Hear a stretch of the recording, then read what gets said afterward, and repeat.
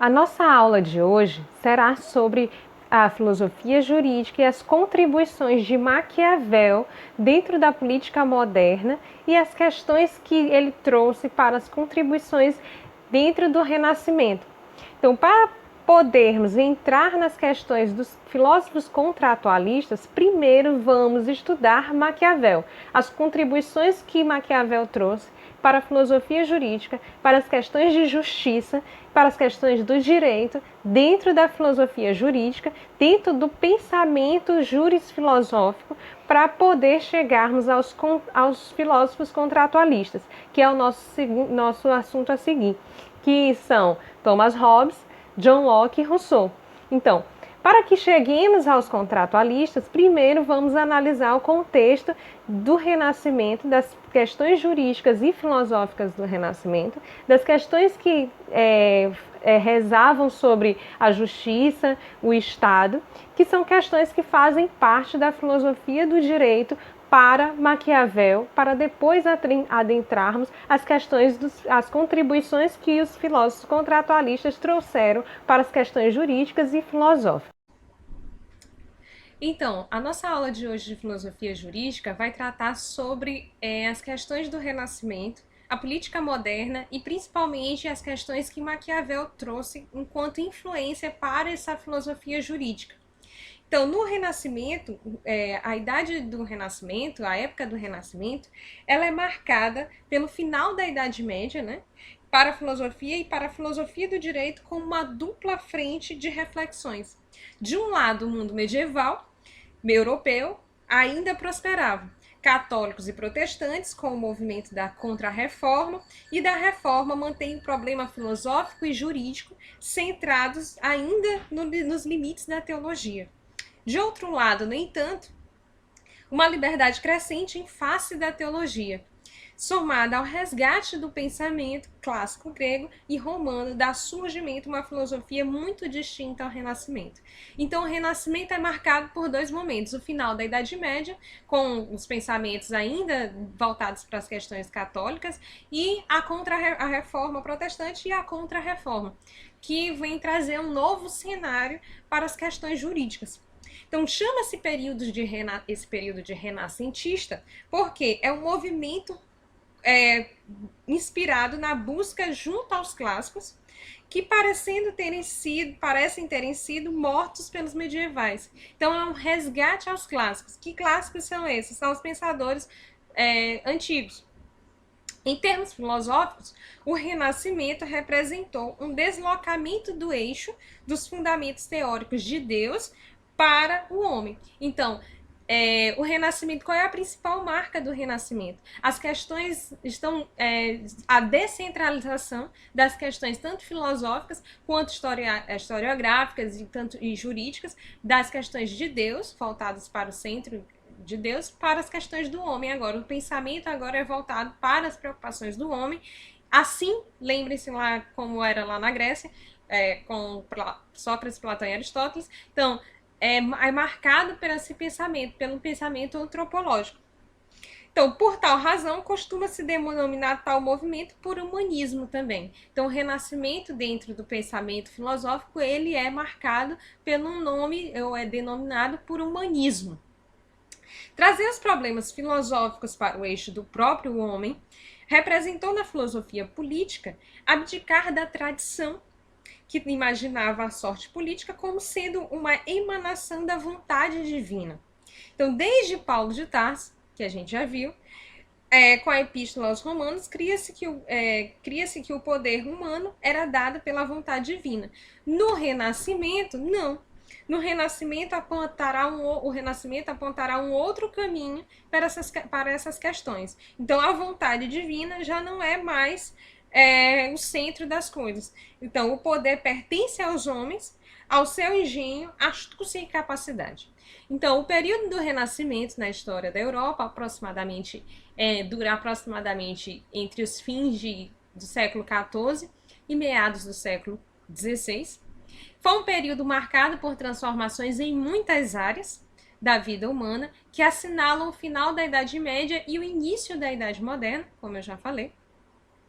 E apesar dessas transformações serem bem evidentes na cultura, sociedade, economia, política e religião, ele caracterizando a transição do feudalismo para o capitalismo e significando uma ruptura com as estruturas medievais, o termo mais comumente empregado para descrever seus efeitos na arte, na filosofia e na ciência. Então, humanismo ou renascimento. Na filosofia nós usamos humanismo. Renascimento é nas questões históricas. Então é um período histórico chamado renascimento, que dentro da filosofia nós chamamos de humanismo, certo? Então, qual um dos principais filósofos que identitários desse período do renascimento, ou identitários desse período do humanismo, né? Que dentro da filosofia política e dentro das questões jurídicas, é o Maquiavel, que vocês conhecem, nem que seja a frase popular do Maquiavel, que se popularizou da questão do príncipe, né? Eu prefiro ser temido do que amado. O príncipe necessariamente tem que ser mais temido do que amado, é preferível que ele seja mais temível do que amado. Então, Nicolau Maquiavel viveu por volta de 1469, 1527. É um filósofo renascentista que nasceu em Florença, no pequeno estado da Itália. Presenciou grande instabilidade e desordem na época. A época aconteciam invasões de poderosas nações vizinhas, havendo grande discórdia entre as cidades. E aos 29 anos, Maquiavel exerceu o cargo segundo chanceler, posição de grande responsabilidade na administração do Estado. Então, Maquiavel, esse gatinho aí, que tá com essa roupa vermelha e uma túnica preta, é um dos nomes mais expressivos dessa nova visão filosófica voltada para o homem. Maquiavel, então, ocupou vários cargos públicos e se dedicou às reflexões sobre política, principalmente. Então, o principal livro do Maquiavel mais conhecido, né, se chama Príncipe, o Príncipe, que é dedicado ao príncipe de Lourenço de Médici, que é composto de conselhos aos governantes. Então, Maquiavel escreve o Príncipe como forma de aconselhar os governantes como deveria ser o governo, como esses governantes deveriam governar o seu estado. Mas parece que isso só fica na cabeça da gente que o príncipe deveria ser temido e não amado. Então, rompido com a visão da tradição medieval, de que o poder e o governo eram dádivas divinas, Maquiavel insiste na ação do político como fonte diretriz do governo. Então, Maquiavel vai trazer uma nova versão do governante. Antes, o governante lá e na Idade Média, que durou longos anos, vocês podem perceber, Maquiavel desloca, né, a ideia do governante, aquele que tinha sido nomeado, né, tinha sido nomeado por Deus para governar aquela sociedade. E aí a gente percebe isso tanto em Tomás de Aquino, que a gente já viu, como em Santo Agostinho, em Agostinho.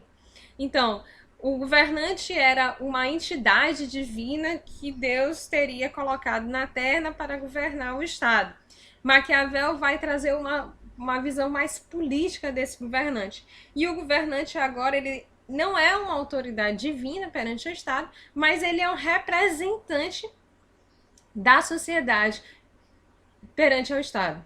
Então, para que para que a sociedade caminhe de forma melhor, harmoniosa, esse governante deveria fazer de tudo para proteger a sua sociedade. De tudo mesmo. Então, por isso que o livro do príncipe parece às vezes um tanto que radical em algumas questões. Quando o príncipe deve ser temido e não amado, quando o príncipe deve matar em nome da sua nação. Então, em nome da sua nação em que sentido? O príncipe vai matar em nome da sua nação para proteger a sua nação. O príncipe, uma das condições ou uma das características que o Maquiavel vai trazer dentro desse livro, né, o príncipe, é que o príncipe deve fazer de tudo para manter a sua nação. Para Maquiavel, é verdade que o destino, que ele chama de fortuna, influencia a vida social. Mas isso não nega o espaço da ação política. Então, o destino, a fortuna, e aí são dois elementos que aparecem no príncipe, na teoria política, né, de Maquiavel, é príncipe, fortuna e virtude, que a gente vai ver mais para frente, que um se caracteriza pelo destino, a fortuna, e a virtude pelas virtudes, que é aquilo que o príncipe tem. As qualidades, as capacidades e empreendimentos que esse príncipe, esse governante deveria tomar dentro do Estado. Continuando as questões de Maquiavel. Suas atividades como chanceler tiveram fim quando a família Médici, que ele escreveu O Príncipe, recuperou o poder e o mesmo foi preso, torturado e exilado. Viveu momentos de amargura no exílio, pois seu grande desejo era estar na atividade da vida política de sua época. No seu retiro forçado, escreveu suas principais obras, Discurso sobre a Primeira Década, de Tito Livre, A Arte da Guerra e O Príncipe, que são livros bastante conhecidos e bastante acessíveis, né? A Arte da Guerra e O Príncipe, principalmente. A posição política de Maquiavel, qual era? Então, a política para Maquiavel é marcada, então, não pelo ideal cristão de unidade entre os homens, mas por algo que é próprio do homem, a constante luta pelo poder. E isso a gente vai ver, nós iremos ver, mais à frente com os filósofos contratualistas, né? Principalmente com Hobbes. Hobbes vai colocar que essa luta pelo poder é constante entre os homens. E aí, só adiantando, né, a questão do Hobbes, ele vai falar que além da luta constante pelo poder, que é necessário ter alguém que domine esse poder para que não exista uma guerra de todos contra todos. Então, na história,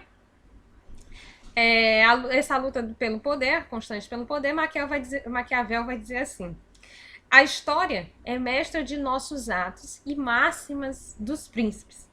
E o mundo sempre foi, de certa forma, habitado por homens que sempre têm paixões iguais. Então, o que Maquiavel está dizendo? Que todos nós possuímos a mesma paixão, a mesma vontade, o mesmo desejo. Paixões aí significa desejo, vontade. Então, para todos nós possuímos as mesmas paixões, os mesmos desejos, que é a luta pelo poder. E sempre houve quem serve e quem ordena. Então, sempre houve e sempre vai haver, para Maquiavel, aquele que serve e aquele que ordena, independente qual seja o tipo de governo. E quem serve de má vontade e quem serve de boa vontade. E quem se rebela e se rende. Então, para Maquiavel sempre vai existir aquele que serve e aquele que ordena, aquele que trabalha mal e aquele que trabalha bem, seja ele governante ou seja ele aquele que serve. Então, também existirá aqueles que se rebelam contra o governo e aqueles que se rendem ao governo. Então, isso é uma questão histórica. Sempre aconteceu e sempre acontecerá para Maquiavel. Não é desígnio divino, mas sim a virtude do agente político.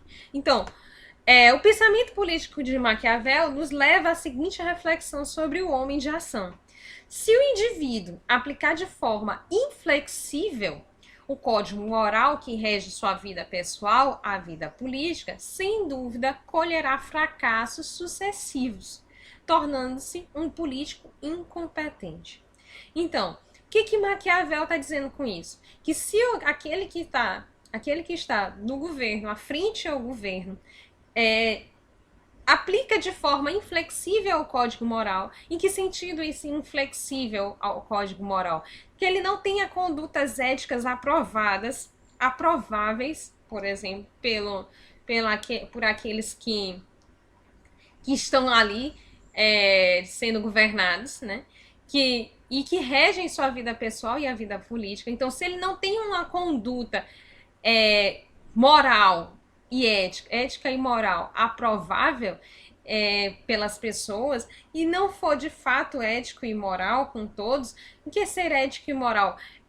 Possuir virtudes, capacidades, para Maquiavel, né? Possuir virtudes e capacidades para conduzir as questões do Estado, as questões do governo, e ele foi inflexível com esse código moral, ele será, sem dúvida, um péssimo político. Então, vai se tornar político incompetente, tornando-se assim um político incompetente, como ele vai colocar. Então, O Príncipe foi escrito, né, a obra O Príncipe, foi escrito em 1513, no entanto, só teve sua primeira edição publicada póstumamente em 1532. Considerado por muitos uma apologia imoral da força, então é uma interpretação apressada sobre a questão do livro do príncipe, da astúcia, da traição e do assassínio promovidos a razões de Estado. Fez com que adjetivos como maquiavelismo e maquiavélico se perpetuassem na história. Se vocês abrirem o dicionário de vocês, vocês verão, se vocês procurarem maquiavélico, né, ou maquiavelismo, vocês vão ver que lá tem pessoa astuta, aquele que faz conforme a sua conduta, aquele que age de forma estranha a conduta das pessoas, ou aquele que arma contra as outras pessoas. Então, o maquiavélico é aquele, a gente costuma dizer, né, que é aquele que age conforme as suas circunstâncias, né? Que aí, por que ficou conhecido assim? Pela frase que tem no Príncipe, dos fins justificam os meios. Será que os fins justificam os meios? A gente vai ver mais à frente. Então, o Príncipe, no entanto, cabe ressaltar que o escrito foi impulsionado pelas condições históricas da Itália pré-unificada. Então, é bom lembrar que o Príncipe é uma obra de seu tempo. Não é uma obra do século XX, não é uma obra do século XXI. É datada, a gente chama uma obra datada. Trata-se, portanto, de um manual de ação escrito em intenção do homem que deveria salvar a Itália dos bárbaros e unificá-la. Então, ela é escrita para um contexto histórico específico. Não é escrita para o Brasil hoje, não é escrita para os Estados Unidos de hoje, não é escrita para nenhum momento histórico de hoje, ou do século XX, ou do século XIX, ou muito menos dos séculos passados, dos séculos que vieram depois da obra.